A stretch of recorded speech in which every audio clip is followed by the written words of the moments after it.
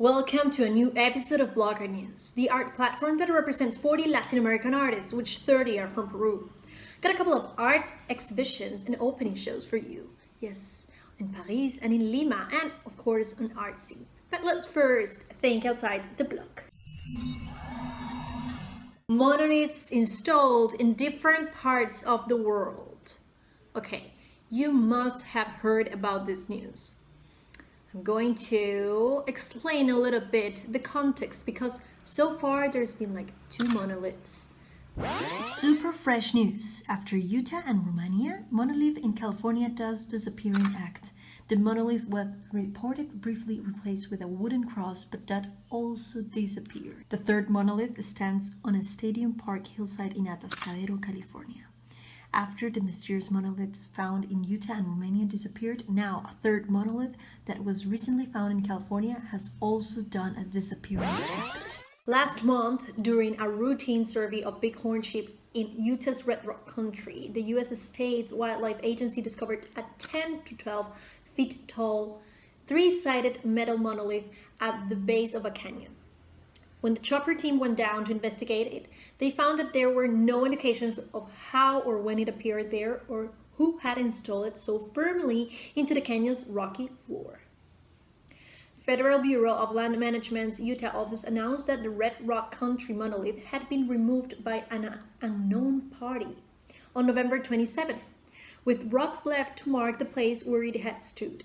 November 30, a new one appeared in Batka Doamnei Hill in Romania. This time covered in lupine scrolls unlike the Utah monolith, according to the Indian Express. Okay, my guess, we got 2. We got 2 guesses, yes. The first one would be an artist trying to make an intrigue campaign and bring in lots of expectation once he or she calls it out. Plus, a huge fan of Kubrick's 2001 A Space Odyssey. Second guess, outer space guess then. An extraterrestrial origins following Kubrick's path. What do you think? Drop your guess as a comment, and they are watching us. This week's special guest is Peruvian architect and dearest friend Enrique Leguia. The Apu is his latest creation, and it is just breathtaking in every angle from conception to execution in so many different levels and dimensions. Let me share this one-of-a-kind citadelle with you. In Quechua, the ancient language of the Andes, Apu means Lord, deity, a spirit, that who inhabits special features of the landscape. It can be a large tree, a roaring river, a peculiar rock, or most notorious and revered of all, a mountain, an Apu. And I think this particular one chose me. This is how I found it. Dry, naked, dusty, empty. At that time, being myself an architect and having lived abroad for 30 years, I was looking for a special place to settle in my hometown, a place where I could build my dream project. When I reached its summit for the first time, I was taken. I felt enlightenment, bewitched by its fantastic views. Rising 200 meters above the flats of the mouth of the Ring River, it quietly rules high over the rest of the valley and the ocean coast. It feels like passing through a portal to another world, and yet so close to the metropole. After 4 years through governmental red tape and meetings with the local community, I bought the property from the state and started the project. Land mafia dealers could have invaded it and turned it into another depressed shantytown, one of hundreds that make up 70% of Lima's urban fabric, a metropole of over 10 million inhabitants. It took another 11 years to build what you see today. More than 5,000 irrigation points support hundreds of trees, bushes, ground covers, grasses, and so-called weeds that at the end of the day are nothing else but discriminated plants that support specialized endangered fauna. Still, there is a lot more to be done. However, what was barren, dusty, dry slopes now burst in greenery. It has become a refuge for birds, reptiles, amphibians, and insects. Along with the landscaping, the project comprises creating a small, autonomous, self-sufficient community on top of the mountain, a citadel, with its own water and energy sources, surrounded by a green ring of around 10 hectares of mountain slopes. Half of this area sits in public land, which is now zoned as reforestation and landscape conservation area thanks to this project. This section will become a panoramic mountain walk displaying a collection of sculptures as an outdoor museum. Aiming to be completely independent from the grid, its broader goal is to become an example of how a new form of organizational structure composed by cells like the Apu can improve well-being and reformulate land use in the world.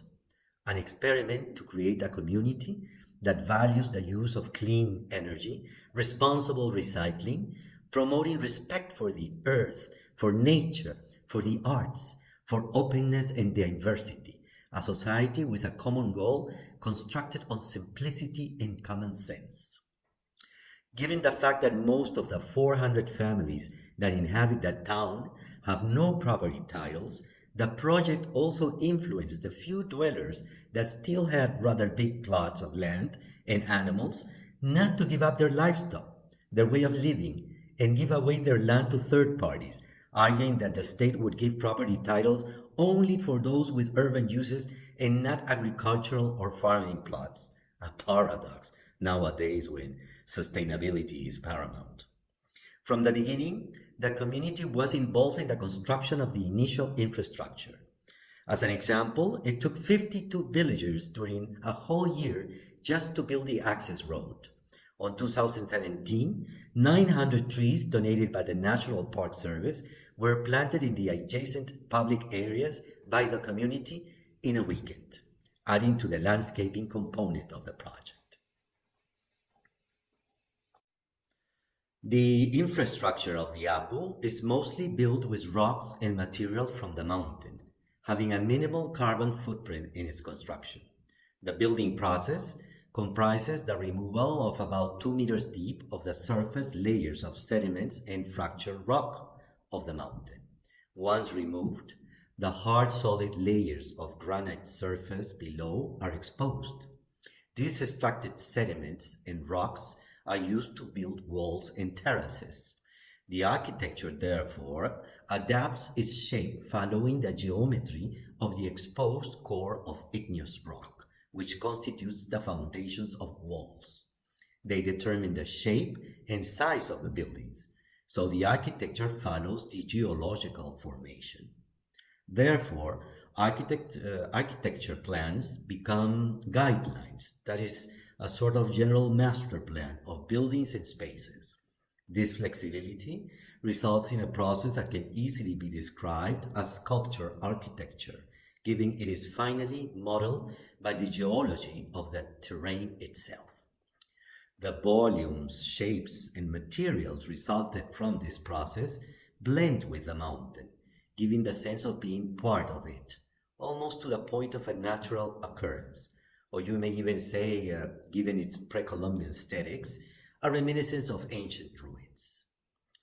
I hope you like this project and you are more than welcome to be part of it.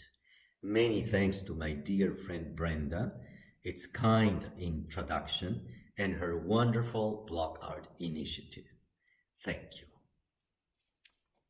Thank you very much, Enrique. I'm sending you tons of great energy to keep calling all those beautiful animals and visitors to this creation. You are a true genius. Now, what are we opening today? Well, we got Unfold, and that's our last exhibition for this atypical 2020. This is a very personal art show, mostly inspired in our dreams. I'm going to quote myself, part of the curatorial text, and also sharing about these images that are part of the exhibition. Are you really just dreaming?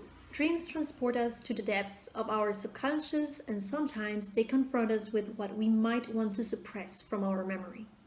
Maybe you are in an infinite dream, a simulation of a reality, distracted by everything you consume on a daily basis and by what is happening around you that you consider important to you and your beloved.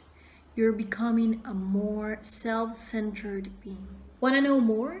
Well, don't forget to click the link in bio and visit our gallery on Artsy platform. It's going all the month of December. And also, in case if you want to receive special catalog, well, you can contact us to contact@bloc-art.com, and I personally will be pleased to assist you. If you're in Lima, you can visit the exhibition by appointment only. Just send a DM or also an email. As I promised, well, we got a very special exhibition by Unique Gallery. Our friends in Paris, they have an opening show, yes, called Sequence 2.0, and they've invited to the opening show. This includes artwork by Samuel Chambi, Jorge Luis Diegues, Majo Guerrero, Eddie Hirose, and Evelyn Merino Reina. If in Paris, you're welcome to the opening at 65 Rue Pascal 75013, Paris. Today, because it's Saturday over there, from 4 to 8 p.m. And by appointment only until January 23. More info you can send us a DM or also to our email, contact@bloc-art.com. Well guys, that's everything for this week's episode. I really hope that you enjoy it. Don't forget to drop your comments, subscribe to our YouTube channel, ring the bell so you don't miss any of our upcoming episodes, and well, we have a very special something for all our subscribers coming on Sunday. Yes, and it's with our allies from Art Will Save Us. Yes, the Mexican platform that promotes Latin American artists. We have chosen 3 paintings. These are the chosen ones. Let's start with the 2 Fridas. Right now that this one is at So stay tuned because it's only and exclusively made for you. Well, what else? Of course, with the sound of the birds. Keep safe, be a skeptic, question absolutely everything, and think outside